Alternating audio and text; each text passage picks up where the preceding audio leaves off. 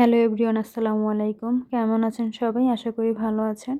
আজ বাবুর জন্য সবজি দিয়ে চিকেন খিচুড়ি রান্না করব, তাই ভাবলাম আপনাদের সাথে শেয়ার করি। তো সাথেই থাকুন।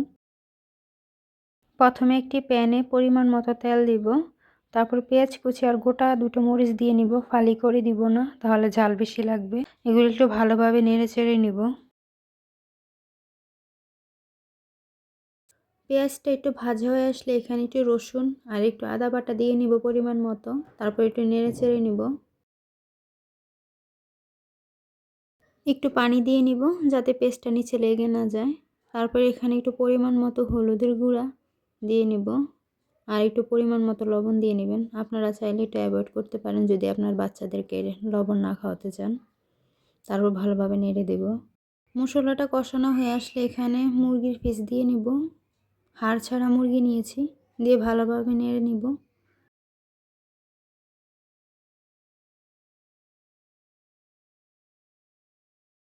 মুরগিগুলো ভালোভাবে সিদ্ধ করার জন্য এখানে একটু পানি দিয়ে নিব, তাহলে ভালোভাবে সিদ্ধ হয়ে যাবে আর খেতেও কাঁচা লাগবে না। একটু নেড়ে নিব ভালোভাবে। গোশটা সিদ্ধ হয়ে আসলে এখানে আগে থেকে কেটে রাখা সবজিগুলো দিয়ে নিব। এখানে মিষ্টি কুমড়া, পেঁপে, আলু আর গাজর আছে। আপনারা চাইলে অন্য সবজিও অ্যাড করতে পারেন। তো ভালোভাবে একটু নেড়ে চেড়ে নিব।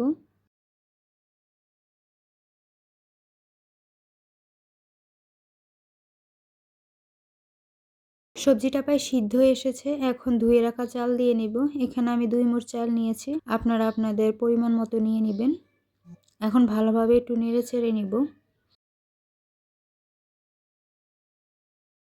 চালটা ভাজা হয়ে আসলে এখানে একটু পরিমাণ মতো পানি দিয়ে নিব, দিয়ে ভালোভাবে নেড়ে নিব।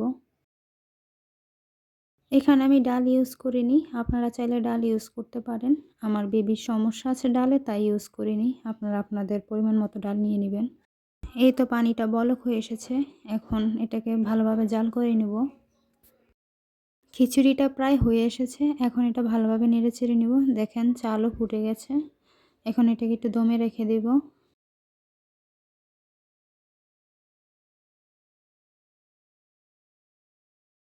এই তো হয়ে গেল খিচুড়িটা রান্না।